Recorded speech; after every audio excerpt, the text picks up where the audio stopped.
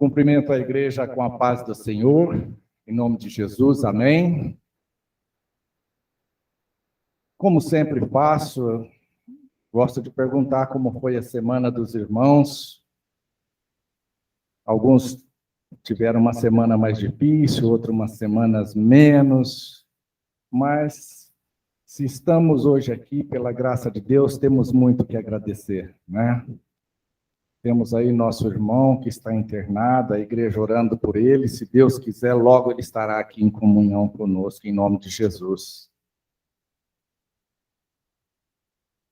Meus irmãos, quando a gente vai subir aqui para pregar, o primeiro que recebe a pregação somos nós mesmos, né?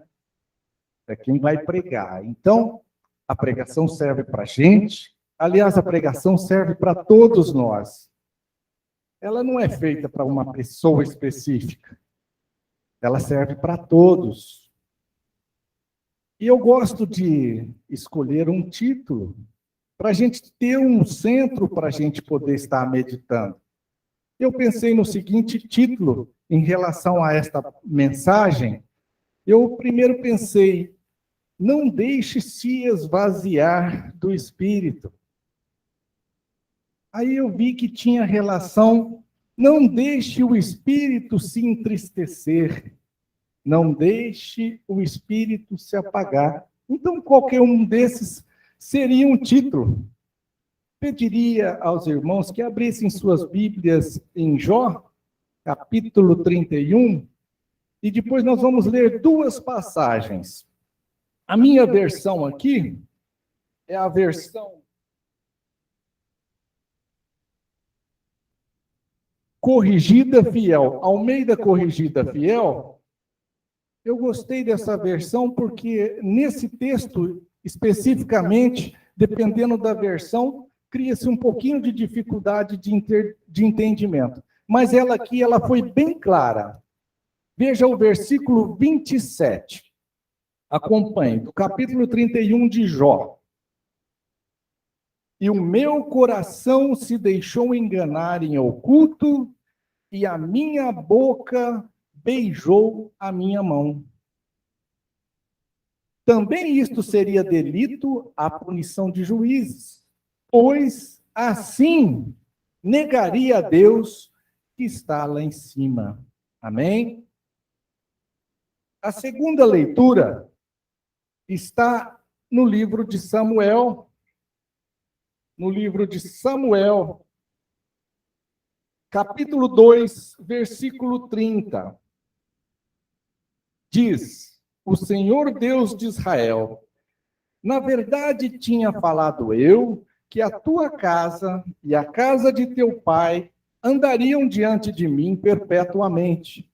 Porém agora diz o Senhor, longe de mim tal coisa, porque aos que me honram, honrarei. Porém, aos que me desprezam, serão desprezados. Essas duas passagens, nós vamos meditar nesta questão espiritual, em relação àquela sensação que muitas vezes nós temos, de estarmos com aquele sentimento de vazio dentro de nós, aquele sentimento de tristeza ou algo que a gente muitas vezes não consegue identificar o que é, mas aquilo incomoda a gente e a gente busca, às vezes, uma satisfação em relação a alguma coisa material para tentar nos alegrar, mas aquilo não preenche, não nos traz alegria, você continua com aquela sensação de que está vazio, a sensação de que não está nada bem. Quando nós morremos, nosso corpo volta ao pó e o espírito volta a Deus que nos deu. Isso está em Eclesiastes, capítulo 12. E nós, neste corpo, carne e espírito, nós ainda temos uma questão que o espírito milita contra a carne e a carne contra o espírito. Nós temos esta constituição de carne e espírito, mas ainda existe a luta entre a carne e o espírito. A Bíblia usa algumas expressões, foi daí que surgiu a questão da gente estar meditando nesta palavra. Ela fala o seguinte: não apagueis o espírito, está em Tessalonicenses. Não entristeçais o Espírito Santo de Deus, está em Efésios. Por outro lado, ela diz: enchei-vos do Espírito, está em Efésios.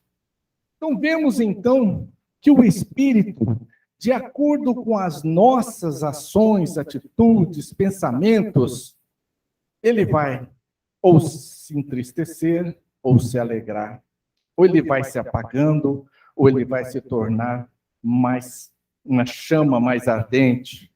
É isso que acontece.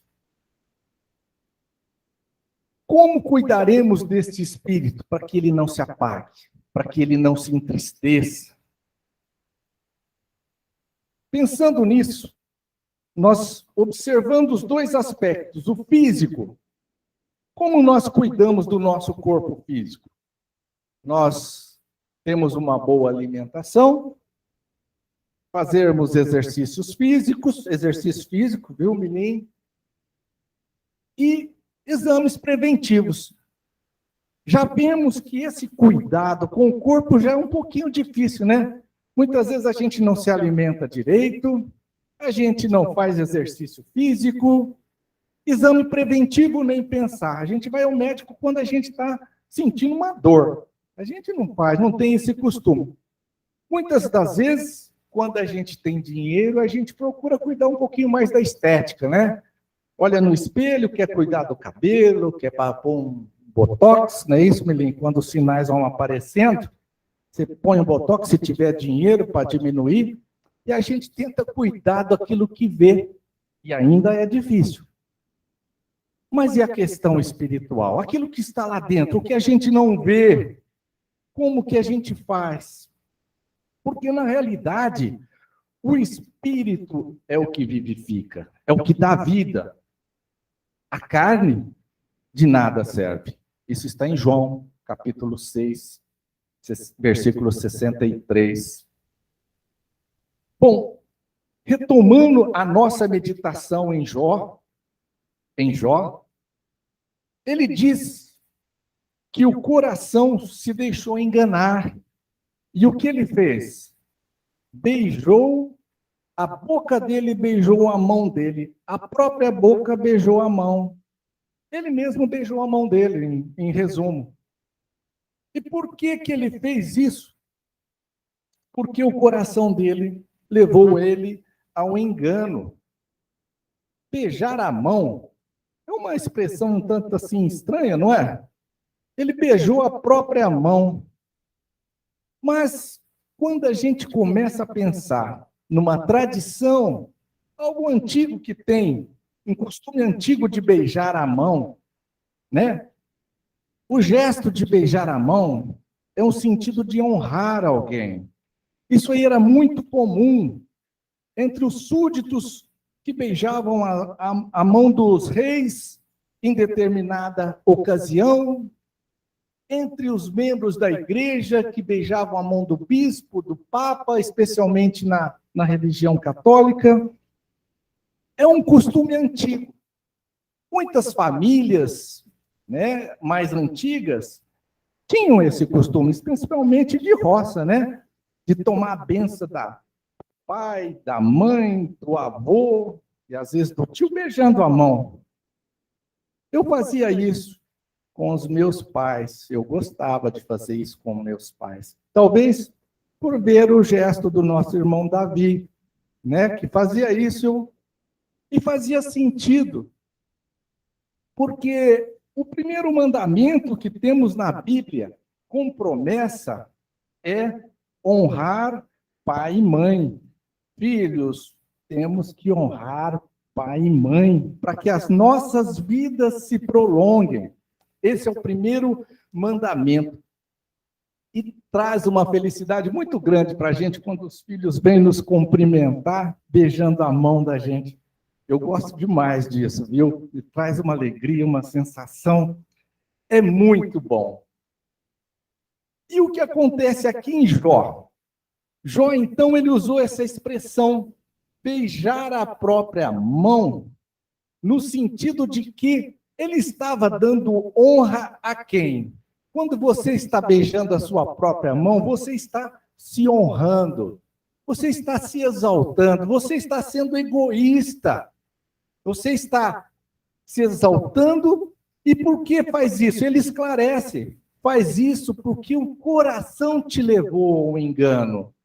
Você foi enganado pelo seu coração. E com isso, ele ainda explica, com essa atitude, nós negamos a Deus. Nós negamos. Quando nos exaltamos, nos honramos, negamos a Deus. E essa é uma breve explicação de Samuel, que acho que ficou bem claro esse sentido de beijar a própria mão. E na segunda meditação que nós vamos fazer aqui em Samuel, ele simplesmente, em resumo, ele diz que Deus honrará aquele que o honrar e desprezará quem o desprezar. Esta foi uma mensagem que o profeta Elias recebeu através de um homem de Deus na Bíblia, que não cita o nome. Chegou um homem de Deus para Elias e falou: ó, você está honrando mais aos seus filhos do que a mim.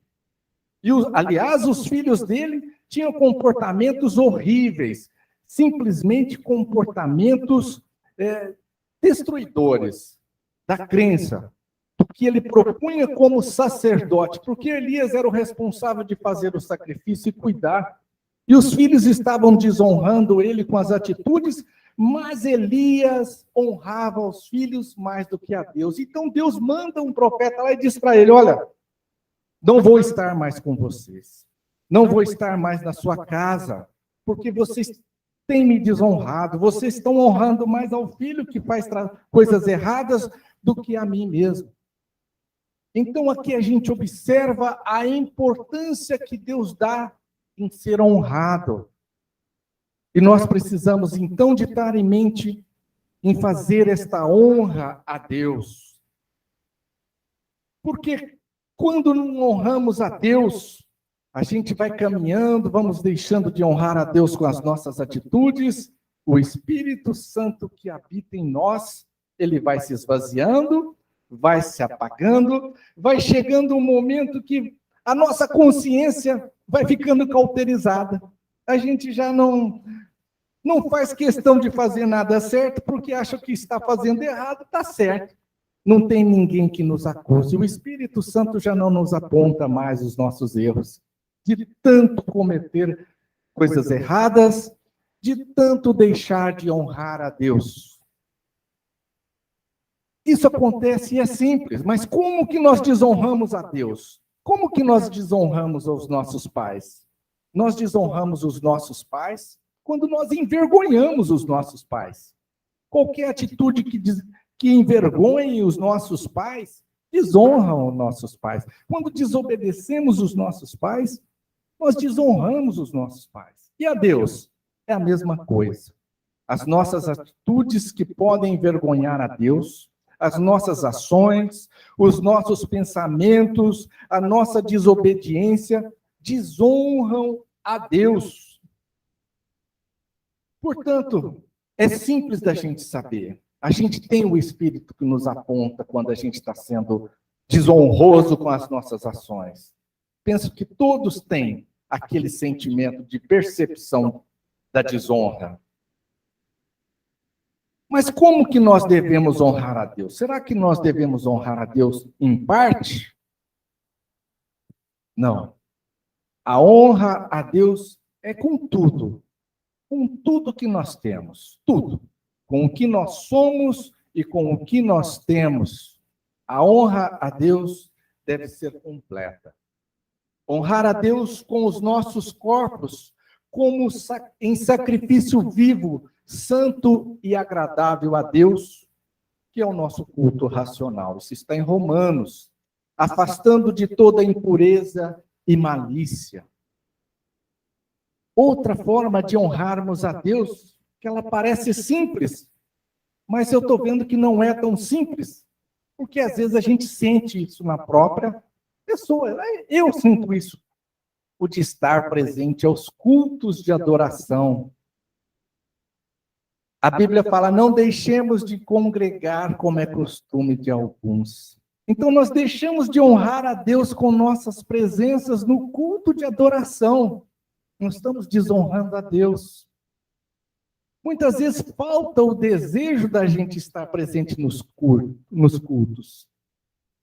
Essa falta, esse sentimento de às vezes você querer ficar mais em casa do que vir aqui congregar, adorar, louvar, orar, pedir a Deus, agradecer, é algo que é um indicativo de que o Espírito está reclamando de algo. Pese no seu coração o que está fazendo você deixar de vir aos cultos, porque nada, nem ninguém pode ser um empecilho da sua presença diante de Deus. Porque, na realidade, quem vai estar sendo prejudicado é a própria pessoa. E esse é um indicativo de que o Espírito Santo está querendo se apagar. Ele está se apagando, ele está se entristecendo. E vir aos cultos, será que é um fardo? É um peso? Nossa, vim no domingo, eu deixei de ir numa pescaria, eu deixei de jogar uma bola, eu deixei de dormir até mais tarde. Ah, eu queria tanto dormir até mais tarde num domingo. É um fardo, é um fardo. Vir adorar aquele que deu a vida por nós. E se é um fardo, alguma coisa está errada, porque o próprio Senhor Jesus disse, vinde a mim, em Mateus 11, vinde a mim todos que estáis cansados e oprimidos, e eu vos aliviarei. Tomai sobre vós o meu jugo e aprendei de mim, que sou manso e humilde de coração, e encontrareis descanso para as vossas almas, porque o meu jugo é suave e o meu fardo é leve. E a gente precisa desse alimento espiritual. Aprender de Jesus. Aprendei de mim. Onde vocês vão aprender de Deus? Hoje tem internet, usa a internet, usa as mensagens, mas estar congregando irmãos, olhando nos olhos, aprendendo pessoalmente, é totalmente diferente. Se você tiver um filho que está distante, será que a sua presença, o seu contato via online vai ser o mesmo do que você vê o seu filho? Do que você pegar na mão dele, ter oportunidade de abraçar? É isso que nós fazemos com os nossos irmãos, né? A alegria de estarmos congregando. E aqui a gente recebe o alimento espiritual, que é Jesus, o pão vivo que desceu do céu. E quem dele comer, viverá eternamente. Porque esse pão foi a carne dele que ele deu pela vida do mundo. Honrando então a Deus com os nossos corpos, as nossas pessoas. E honrar a Deus com os nossos bens. Porque se você pensar que você vai adquirir alguma coisa para a sua satisfação pessoal e aquilo vai te trazer prazer, pouco tempo depois você vai se entristecer com aquilo. Aquilo vai ser uma decepção que você vai querer outra coisa diferente e outra coisa diferente. E aquilo dificilmente vai te trazer prazer. A gente sabe como funciona adquirir coisas para tentar satisfazer o espírito que está dentro de nós. Ele não vai ser satisfeito dessa forma. Então, vamos citar um exemplo. Quando você adquire um carro novo, ou um carro mais novo, aquilo te traz uma alegria, uma felicidade, você acha que está muito bem, mas ele está honrando a Deus. Será que esse carro serve para você vir aos cultos, para você visitar um doente, para levar um irmão que está numa situação difícil, precisando de uma carona da igreja, ou mesmo num hospital? Aquele carro está servindo ao propósito de Deus? Honramos a Deus, as obras de Deus com o nosso carro ou não? Não satisfazemos nem sequer a família, porque às vezes a família quer passear, você nem deixa passear com o seu carro, porque o carro é só seu, você não pode nem mexer nele, não pode nem chegar perto. Então, o carro em si não vai ter sentido, não honramos a Deus. E assim funciona com nossa casa, funciona com todos os nossos bens. O tempo ainda está razoável, né? Que eu tenho o costume de perder um pouco o tempo. A casa é algo interessante, a nossa casa. Porque há muito tempo, por uma série de circunstâncias, a gente deixa de utilizar ela para honrar a Deus. A gente não prepara um café para fazer um culto de adoração na casa, a gente não reúne os vizinhos, amigos, para fazer um estudo bíblico. A gente sequer quer receber alguém. A gente não quer nem receber visita. A minha casa não está limpa hoje, minha casa está não sei do que, de que jeito. Às vezes não tem nem... Parece que é isso, não temos o prazer em usar ela para recepcionar alguém. Não temos esse prazer. E essa casa não serve sequer para abrigar um doente, uma família que... Alguém da família que esteja doente, precisando de algum lugar para ficar, a gente tenta correr, porque fala, eu quero arrumar problema para a minha vida, não. Então, a gente não acolhe nenhum doente, não acolhe nenhum idoso da família, e a gente quer correr desses problemas, porque a nossa casa é nossa. Nós não vamos honrar a Deus num gesto de humanidade, nem com a família. E assim vai. A gente não está honrando a Deus em cada passo que a gente dá. Com o nosso trabalho, será que honramos a Deus procurando servir bem, fazer o melhor, como se estivesse servindo a Cristo? Fazer com que as pessoas se sintam bem quando vão ser atendidas? Ou será que a gente fica reclamando do nosso salário, fica reclamando do patrão e em nada damos graças? É tudo, gente. Com a nossa família funciona da mesma forma. Você tem buscado levar a sua família para servir a Deus, para honrar a Deus? A gente tenta fazer isso, muitas das vezes não conseguimos. Mas você tem tentado, você quer que você e sua família sirvam a Deus de todo o seu coração? Eu quero.